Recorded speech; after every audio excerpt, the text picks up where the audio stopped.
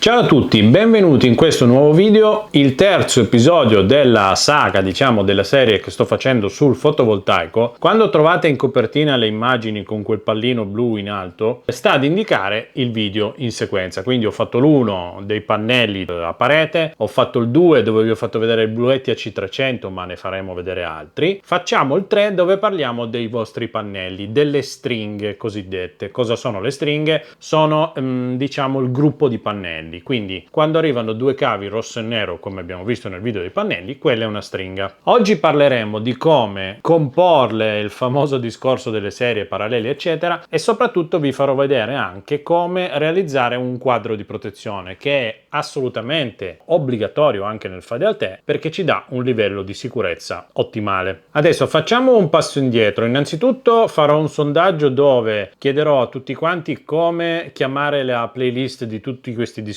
di fotovoltaici eccetera, quindi mi darete una mano, voi contribuirete a far crescere il canale scegliendo il nome che più vi piace per la playlist dedicata tra le varie opzioni che vi darò, alcune delle quali mi avete dato spunto voi parlandone in una diretta di qualche settimana fa. Pannelli. Allora, abbiamo visto nel video che ho fatto dei 3 pannelli da 1 kW, abbiamo visto questo tipo di pannello. Era un pannello da 375 watt che aveva circa 11 A di corrente e che aveva la sua tensione. In quel video vi avevo fatto vedere che avevo montato i 3 pannelli in serie. Parlando di potenza, quindi di questi famosi watt dei pannelli, partite dal presupposto che il fatto che siano collegati in serie o in parallelo non cambia il totale dei watt che vanno a produrre. 2 pannelli da 500 watt in serie, quindi uno dietro l'altro, fanno 1000 watt. 2 pannelli in parallelo da 500 watt fanno sempre 1000 watt. Adesso poi il calcolo non è proprio quello, ma l'idea di massima è quella. Quando è che dobbiamo scegliere se montarli in serie o in parallelo? Dobbiamo sceglierlo compatibilmente con quello che accetta il regolatore dell'inverter o separato in ingresso. Parlando di regolatori MPPT parliamo, che sono quelli che si autoregolano e cercano di ottenere il massimo dai pannelli, lasciando perdere i regolatori PWM che non fanno al caso nostro. Magari qualcuno lo proviamo, ma giusto per gioco. Questo cosa vuol dire? Prendiamo sempre l'esempio che ho fatto nel secondo video del Bluetti. Il Bluetti accettava una tensione massima di 150 volt, quindi bisognava stare attenti a mettere i pannelli in serie perché nelle serie i volt si sommano, mentre la corrente no. Questo cosa vuol dire? E ve lo faccio vedere con uno schemino, che quando prendiamo dei pannelli e li mettiamo in serie, se i pannelli ad esempio sono da 12 volt e ne mettiamo 2 in serie, avremo in uscita 24 volt. Quindi nella serie i volt, la tensione si somma, mentre la corrente rimane uguale. Se sono pannelli da 10 A cada uno e ne mettiamo 3, sempre 10 A di corrente abbiamo. Mentre invece nel parallelo, e adesso poi analizzeremo anche come collegare i poli eccetera, sommiamo la corrente. 2 pannelli da 10 A in parallelo andranno a dare 20 A di corrente, mentre la tensione rimane uguale. Quando posso fare una serie o quando posso fare un parallelo? Allora, prendiamo questo caso, un pannello 12 volt 10 A e un pannello 12 volt 8 A. Questi pannelli non si possono mettere in serie perché hanno una corrente diversa, quindi non potremmo collegarli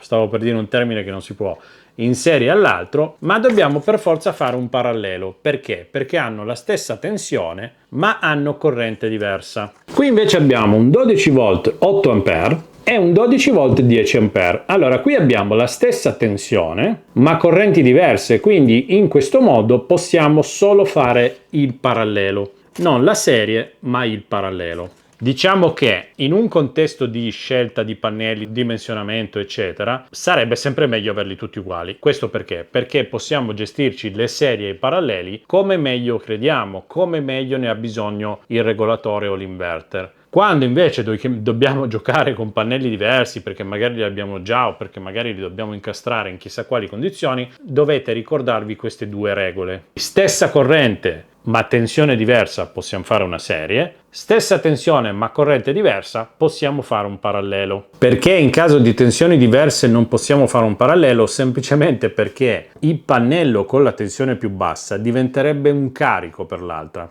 Se le tensioni non sono uguali, quello più basso diventa un carico, quindi andrebbe a ciucciare dall'altro. Questo è il motivo per cui non si può fare. Come si collegano questi benedetti pannelli in serie o in parallelo? Prendiamo l'esempio di questi due pannelli con stessa corrente ma tensioni diverse, quindi che si possono collegare in serie. Cosa vuol dire collegarli in serie? Vuol dire che il nostro pannello, che avrà da una parte il polo positivo, i cavi dai pannelli escono sempre tutti neri, sono semplicemente segnati connettori più e meno, dove il più è il maschio e il meno è la femmina. Dal nostro pannello uscirà un positivo che andrà al negativo del pannello. Questo è il collegamento in serie, quindi noi avremo sempre un capo negativo e un capo positivo. Tutti i positivi e negativi in mezzo ai pannelli vanno attaccati uno con l'altro, questo per due pannelli fino a X pannelli, compatibilmente con la tensione massima che può raggiungere la nostra stringa in base al regolatore o inverter che le deve ricevere. Qua invece abbiamo i nostri due pannelli con stessa tensione ma correnti diverse, quindi si possono mettere in parallelo. Come si mettono in parallelo? Colleghiamo i positivi in questo modo e i negativi.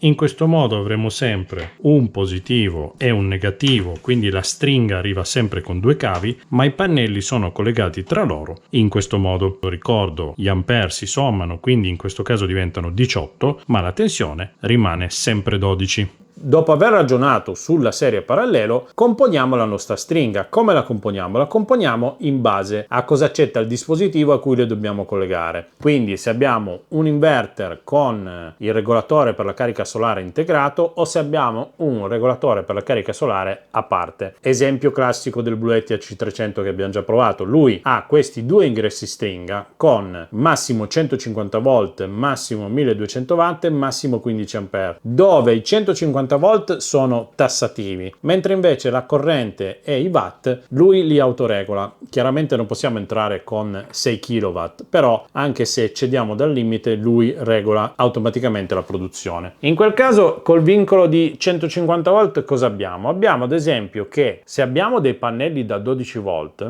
visto che in serie le tensioni si sommano, possiamo tranquillamente, se le correnti sono uguali, possiamo tranquillamente metterne 10 in serie, quindi 10 pannelli da 12 volt fanno 120 volt. Allora in quel caso il Bluetti le accetta. Un pannello a 12 volt potrebbe avere 8 ampere di corrente, quegli 8 ampere rimangono sempre uguali perché abbiamo fatto una serie. Vi faccio vedere invece adesso un altro schema dove ad esempio facciamo una serie parallelo. Quindi prendiamo 6 pannelli, 12 volt 10 ampere. Abbiamo bisogno di avere magari 24 volt dalla stringa e una corrente massima di 30 ampere. Allora cosa facciamo? Facciamo una serie parallelo, quindi li mettiamo in serie a 2 a 2 in modo che i 12 volt diventino 12 per 2 che fa 24, ma questi due pannelli che sono in serie, i 10 ampere di corrente rimangono sempre 10, ma facendo 3 paralleli portiamo la corrente a 30 ampere. La regola qual è? La regola è cercare di ottimizzare al meglio la stringa per come viene accettata. Dopodiché avere una maggiore tensione aiuta a non avere perdite lungo il tragitto, dipendentemente anche dalla lunghezza della linea. Avere più corrente serve ad esempio a caricare prima le batterie. Diciamo che non c'è una regola, devi avere più corrente o devi avere più tensione, bisogna sempre cercare di fare una cosa bilanciata per ottimizzare al massimo la produzione. Questo è un concetto che non è semplicissimo da spiegare, ma spero con 4 parole di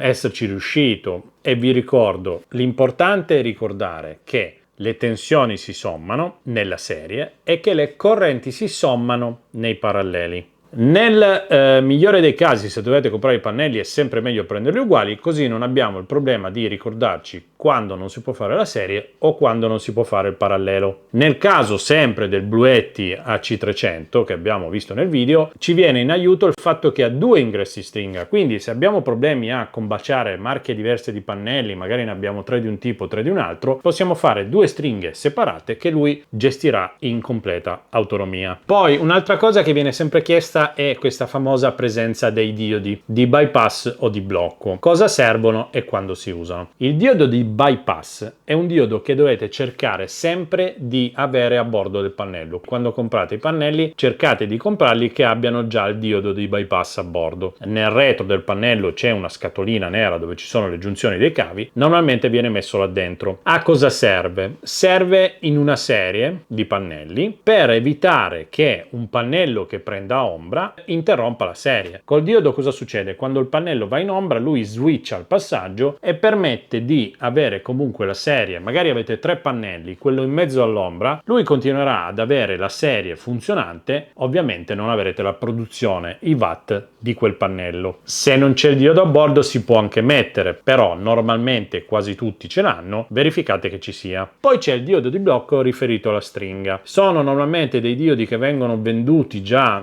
integrati nel connettore MC4. A cosa serve il diodo di blocco? Serve quando avete dei paralleli. I pannelli in parallelo che magari vanno in ombra diventerebbero un carico e prenderebbero corrente dall'altro ramo. Questo solo nei paralleli. Allora si mette questo diodo di blocco che serve appunto a fare in modo che la corrente passi in un verso solo, non nell'altro. In situazioni di installazioni con dei paralleli è sempre meglio averlo. In situazioni dove invece fate delle serie che poi magari entrano in 2 ingressi stringa separati, il diodo di blocco non è assolutamente necessario. Normalmente questo diodo di blocco ce l'ha anche il regolatore integrato perché quando fa buio impedisce ai pannelli di prendere corrente magari dall'inverter o dall'accumulo. Quindi quando i pannelli producono la fa passare e la usa per caricare. Quando non producono il diodo interrompe il flusso, quindi i pannelli non diventano un carico. Anche questo concetto non è semplicissimo, ma spero di avervelo spiegato. In fase di montaggio video mi sono poi accorto, e ve ne accorgete dalla maglietta diversa, che mi ero dimenticato di parlare della sezione dei cavi. Non voglio stare a farvi fare un pippone con 1000 formule incasinate per capire che cavo usare. Normalmente in commercio come cavo fotovoltaico, anche nei grandi magazzini o su internet, generalmente trovate il 4 e il 6. Lasciate perdere quelli più piccoli che sono troppo piccoli, sono delicati, non vanno bene. Quelli di qualità sono sempre da 4 o da 6. Diciamo che per 3 pannelli, 4 pannelli, per stringhe piccoline andate tranquilli col 4. Se avete già un impianto da fare un po' più grosso, per ogni stringa è meglio usare il 6. Nel dubbio usate sempre il 6 e siete dalla parte del giusto. Soprattutto non prendete cavi troppo economici perché magari durano meno, sono più morbidi, si spaccano. Prendeteli di qualità. Ho visto che anche al Bricoman li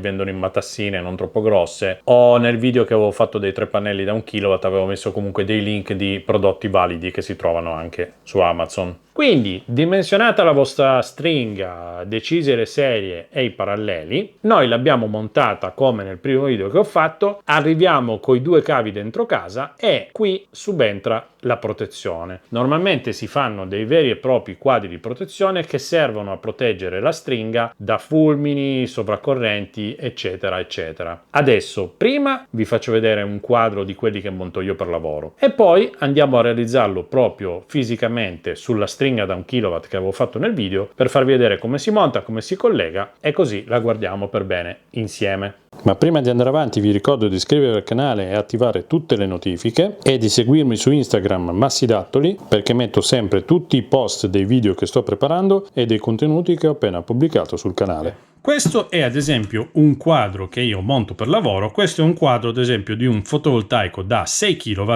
con 2 stringhe. Noterete subito che nello stesso quadro c'è sia la parte in DC, quindi per quanto riguarda la tensione continua più e meno delle stringhe, e sia la parte in AC, quindi corrente alternata, per quanto riguarda la connessione alla rete e la produzione del fotovoltaico. Perché è tutto nello stesso quadro? Perché la norma dice che può anche essere la parte in AC insieme alla parte DC nello stesso quadro, purché siano separate fisicamente. In un quadro del genere abbiamo appunto la parte DC dove abbiamo i 2 scaricatori per ogni stringa, vanno sempre separati, abbiamo i portafusibili che in realtà sarebbero anche dei sezionatori, ma per avere un di più, un lavoro più curato e una cosa più funzionale, montiamo anche questi sezionatori manuali, questi interruttori di manovra. In questo caso vedete che i portafusibili hanno per ogni stringa un fusibile da 12 A, perché queste saranno due stringhe di pannelli in serie, quindi come detto prima la corrente non si somma, sono pannelli da circa 10 A, quindi proteggiamo la stringa con fusibili da 12 sia sul positivo che sul negativo.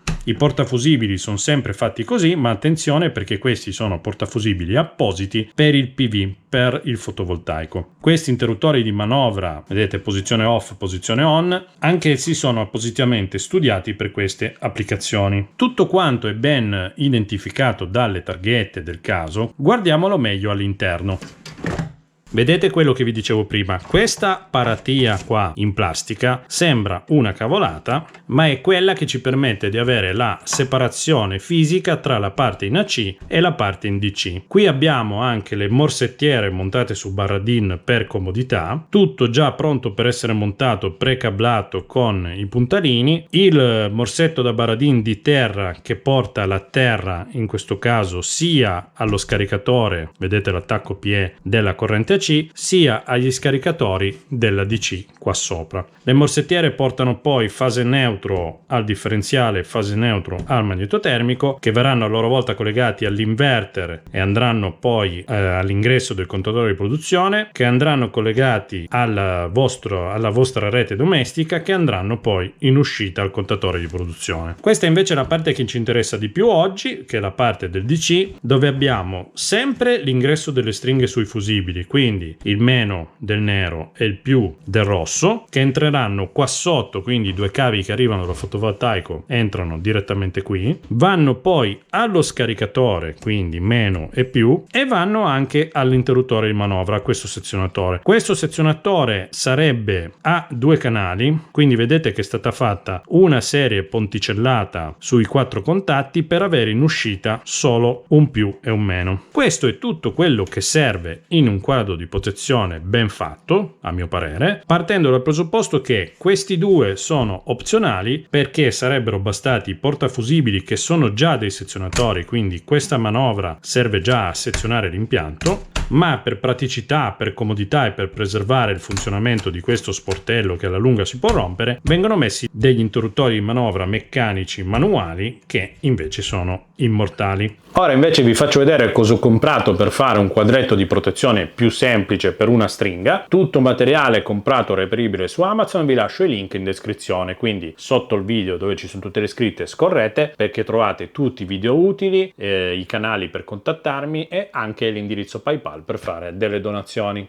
Bene, per fare la protezione stringa del video di oggi cosa abbiamo comprato? Abbiamo comprato un centralino a 8 moduli, quindi un quadro da esterno, versione stagna con portello e guarnizione della Biticino. Vi consiglio sui quadretti di non prendere mai roba troppo economica, perché poi le plastiche si spaccano, magari lo aprite 2 o 3 volte e poi si rompe, e soprattutto consiglio sempre di spendere qualche euro in più, ma prendere un quadro con lo sportello, perché rimane tutto più pulito e vi dura diciamo di più nel tempo rispetto a uno tradizionale sempre aperto. All'interno di questo quadro metteremo il portafusibili come l'altro, dove arrivano direttamente i cavi, portafusibili anch'esso dedicato al fotovoltaico, vedete che c'è scritto PV. Nel portafusibili metteremo i fusibili. Abbiamo comprato dei fusibili da 15 A, sempre per fotovoltaico, vedete che c'è scritto Solar PV, che portano fino a 1000 volt in corrente continua, ma che in questo caso sono da 15 A. Perché sono da 15 A? Perché non li ho trovati da 12. I miei pannelli che ho montato nel video producono circa 10-11 A, sarebbe bastato tranquillamente il fusibile da 12 che non ho trovato. Il primo taglio disponibile è stato il 15. Diciamo che bisogna sempre cercare di dimensionare i fusibili subito dopo il valore massimo di corrente che può produrre il pannello. Poi abbiamo lo scaricatore. Lo scaricatore è questo dispositivo che si monta sempre sulla barra, vedete che c'è più e meno perché qui collegheremo il nero negativo e il più positivo della stringa, e qui collegheremo la terra. Al nostro quadro dovranno arrivare i 2 cavi della stringa più il cavo di terra per collegare lo scaricatore. Lo scaricatore in caso di fulmini, sovratensioni eccetera, cosa fa? Scarica verso terra, dopodiché lui non funzionerà più. Questa finestrella bianca bianca diventerà rossa, a volte verde, e lui non funzionerà più. Queste qui, questo pezzo arancione che sarebbero le cartucce, in teoria sarebbe anche sostituibile, ma il costo delle singole cartucce quasi sempre raggiunge il costo di tutto lo scaricatore, non ha neanche senso reperire le cartucce in commercio. Nel momento in cui viene utilizzato e non è più funzionante, continuerà l'impianto fotovoltaico a funzionare, ma lo scaricatore perderà di efficacia. E noi qui potremmo aver già finito il nostro quadretto, ma io ho comunque preso un interruttore per comodità, per praticità in caso si voglia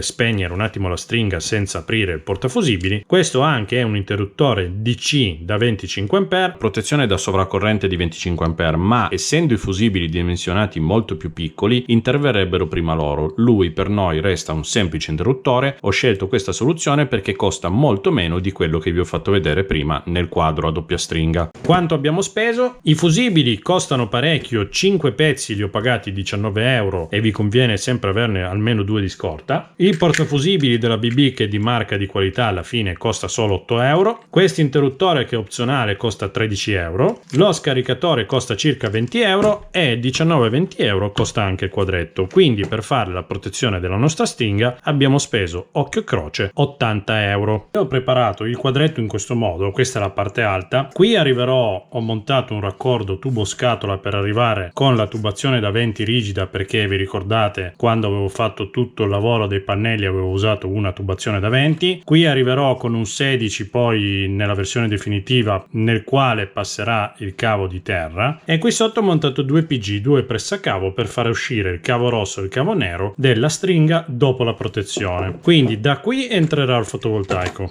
la stringa, che andrà direttamente nei fusibili. Normalmente si entra da sotto, più e meno, che usciranno e andranno sia allo scaricatore che ponticellati andranno anche all'interruttore. Poi dall'interruttore esco e vado all'inverter o regolatore MPPT. Adesso prima montiamo il quadretto a parete e poi vi faccio vedere come mettere i moduli e come collegarli. E quindi dopo aver preparato tutto il quadretto, qui nei posti dove ci sono i fori predisposti per il fissaggio andremo ad usarne 3, quindi 1, 2, 3, che vi consiglio di aprire prima, perché se passate direttamente con la punta del tassellatore potrebbe rompersi la plastica. Facciamo quindi un piccolo foro da dietro, in modo da agevolare il passaggio della punta del tassellatore. Ora, io ho identificato questa zona come posizione dove mettere il quadretto, che verrà in questo punto qui dove arriva la mia stringa, perché poi qui a fianco monterò un inverter che sarà oggetto di uno dei prossimi video, un inverter ibrido con ricarica a 24 volt mi pare. L'ho già preso, quando vedrete il video l'avrò già montato e sarà già in test, ma arriveremo anche al punto in cui vi farò vedere un inverter economico da 3 kW per creare il vostro piccolo fotovoltaico a isola. Quindi inserisco la mia stringa. Importante, vedete che ho isolato un capo perché in questo momento sulla stringa, essendo connessa ai pannelli, ci sono più di 100 volt e non sono piacevoli. Inserisco il mio raccordo e il quadro qui è già nella sua posizione. L'altezza ideale qual è?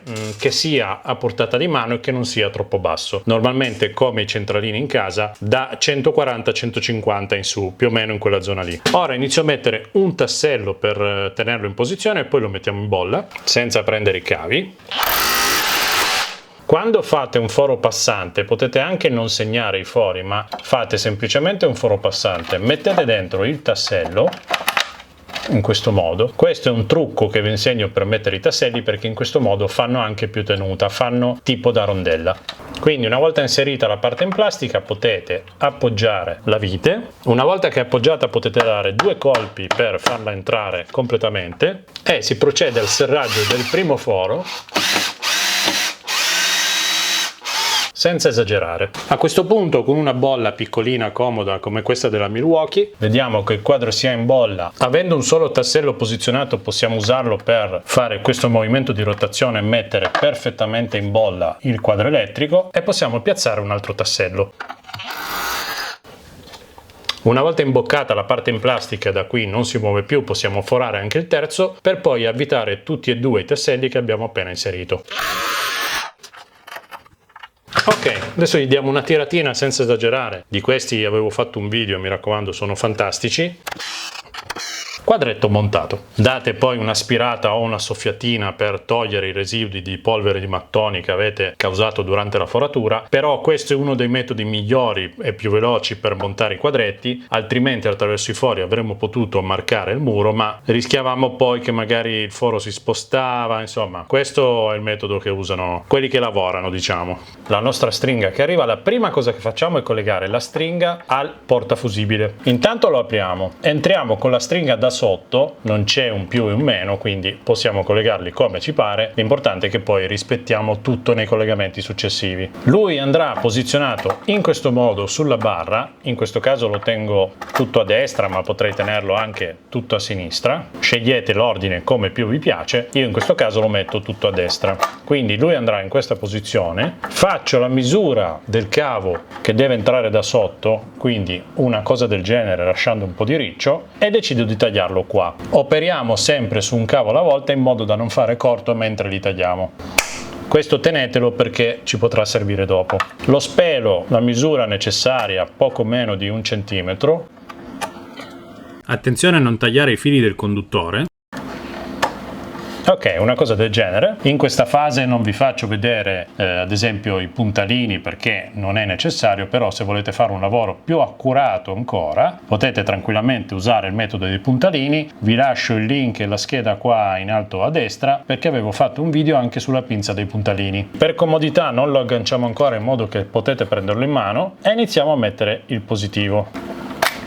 In questo modo, vedete, non deve uscire il rame, deve essere un serraggio deciso. Faccio la stessa cosa col negativo, appendiamo provvisoriamente il portafusibile sulla barra senza fissarlo perché in questa fase può essere comodo averlo sganciato. Da questo momento in poi siamo sicuri perché finché non mettiamo il fusibile e chiudiamo lo sportello non abbiamo più tensione in giro. Posiziono lo scaricatore qui e l'interruttore qui. Cosa bisogna fare? In pratica bisogna fare un ponticello perché bisogna andare dal fusibile all'interruttore e dall'interruttore allo scaricatore. Anche lo scaricatore vedete che ha più e meno. Tra l'altro qui sullo scaricatore viene dato in dotazione questo pezzo di plastica che serve per meglio alloggiare il cavo. Io li ho già montati, sono semplicemente a pressione. Possiamo anche magari per estetica, per una cosa di simmetria, mettere lo scaricatore in mezzo e poi l'interruttore a sinistra. Cosa dobbiamo fare? Dobbiamo preparare il nostro cavo, quindi di nuovo spelando 1 centimetro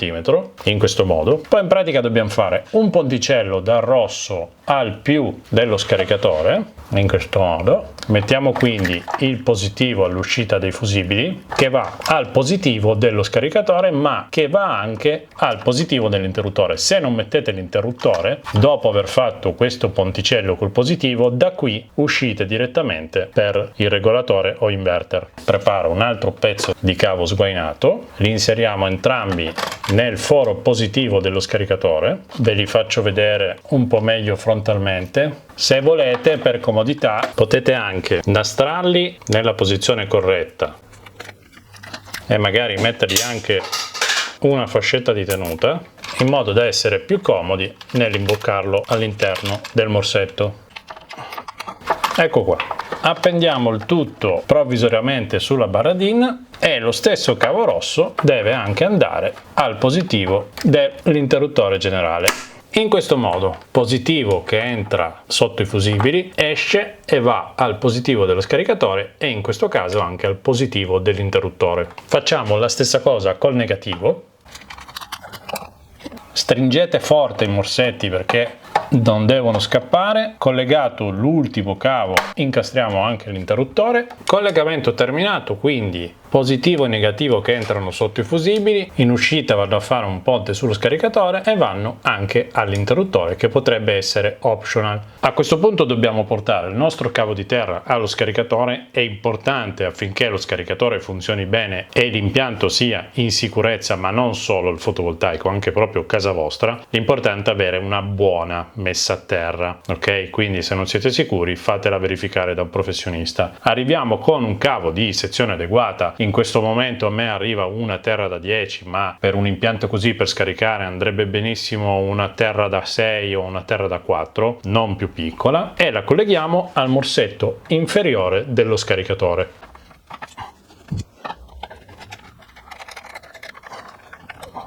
In questo modo abbiamo fatto anche la messa a terra dello scaricatore. Quindi, riassumendo con uno schemino con i colori per capire al meglio il collegamento, noi arriviamo semplicemente con la nostra stringa in ingresso positivo negativo al portafusibile, dal quale usciamo e andiamo col negativo e il positivo al nostro scaricatore, che andrà poi portato a terra. Questo è il collegamento essenziale. Se vogliamo aggiungere anche l'interruttore generale che ho messo io, faremo un ulteriore ponticello del positivo che poi uscirà verso l'inverter e del negativo che poi uscirà verso l'inverter. Semplicissimo, però magari con uno schemino lo capiamo meglio. A questo punto possiamo mettere i due fusibili per la protezione, tanto l'interruttore generale è comunque giù. Chiudiamo il portafusibili che fa anche da sezionatore. In questo caso qui ora in uscita bisogna collegare i due cavi che passeranno attraverso il PG che vanno poi all'inverter o al regolatore. Cavi che in questo caso ho già intestato dall'altra parte per montare i connettori MC4. Guardate il video che ho fatto del fotovoltaico da 1 kW della pensilina, perché a fine video ho fatto anche vedere come si mettono questi connettori e come si usa la pinza. Faccio quindi entrare il positivo e il negativo, li colleghiamo sotto all'interruttore rispettando il nero il negativo, il più, il rosso il positivo. Serrate energicamente ma proprio forte i morsetti e dopo averli serrati controllate sempre che i cavi non vengano via accidentalmente. Fatto questo possiamo lasciare un briciolo di abbondanza perché non si sa mai facendo un lavoro del genere. A questo punto possiamo chiudere i due passacavo e noi siamo arrivati a fine del lavoro. Abbiamo in uscita la nostra stringa protetta dai fusibili e dallo scaricatore. In questo modo è un quadretto, diciamo, che ha tutto lo stretto necessario che serve per avere una stringa piazzata in sicurezza. Prima di chiuderlo, veramente era da fare dopo aver messo i tasselli. Se nel quadro trovate dei tappini del genere, servono per coprire la testa della vite del tassello, avendo però utilizzato i fori in predisposizione. Quindi cosa si fa? Si mette questo tappino in questo modo, vedete, almeno la testa della vite non rimane a vista sia per estetica che per avere comunque un isolamento completo sia idrico che di conduzione tra la testa della vite e eventualmente un cavo che andrebbe così a toccare. Ricordatevi sempre di metterlo se in dotazione. Ora possiamo chiudere il quadro. Non avendolo riempito tutto, perché questo è un 8 modulo e noi abbiamo usato 2, 4, 6 degli 8 moduli liberi, possiamo mettere un copriforo. Possiamo poi, volendo, personalizzarlo mettendo una targhetta. Tra l'altro questi quadretti Ticino sono molto comodi perché hanno questa finestrella trasparente che serve per ospitare questa etichetta che viene già data in dotazione, dove possiamo scrivere che questo è la fusibiliera e il sezionatore, questo è lo scaricatore e questo è l'interruttore generale. Chiudiamo il quadro, anzi prima lo armiamo. Chiudiamo il quadro, togliamo la pellicola che vuol dire lavoro finito. E noi in questo modo siamo pronti per utilizzare la nostra stringa in tutta sicurezza. Bene, siamo giunti alla fine del video, spero di aver reso abbastanza bene l'idea di come concepire questo quadretto. Sono due semplici cose, alla fine basta mettere il fusibile e lo scaricatore e siete già a posto. Vi ho fatto anche vedere un attimo come tassellarlo, magari vi ho dato due dritte se qualcuno non è pratico. Cerco sempre di rendermi utile per quel che riesco, ecco. Se il video vi è piaciuto, un bel like, iscrivetevi al canale, mi raccomando state sintonizzati perché questa serie di video proseguirà con altri inserimenti. Vi ho già detto che faremo un video anche di un inverter, proverò altri prodotti, chissà. Man mano che ho tempo, portate pazienza, ma il mio lavoro principale è un altro, cerco di portare contenuti interessanti. Grazie, ci vediamo al prossimo video o alla prossima diretta del giovedì sera alle 21:15 che faccio tutte le settimane, dove potete chiedermi di tutto. Ciao da Massi Dattoli!